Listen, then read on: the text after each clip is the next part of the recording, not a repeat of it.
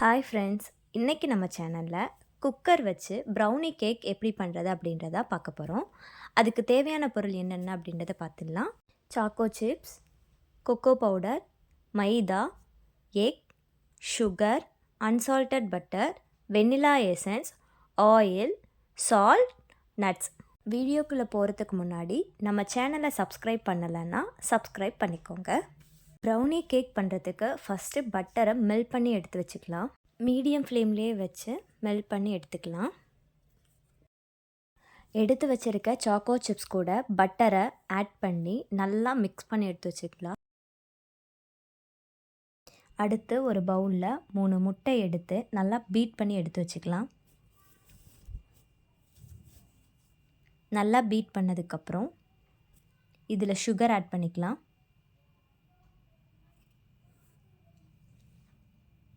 நல்லா பீட் பண்ணி எடுத்து வச்சுக்கோங்க. அடுத்து நம்ம மிக்ஸ் பண்ணி வச்சுருந்த சாக்லேட்டையும் இதை ஆட் பண்ணிக்கலாம். நல்லா மிக்ஸ் பண்ணிக்கோங்க.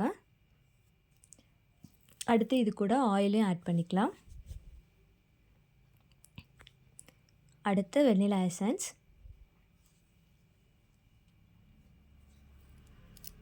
அடுத்து நான் சலிச்சு மைதா எடுத்திருக்கேன்.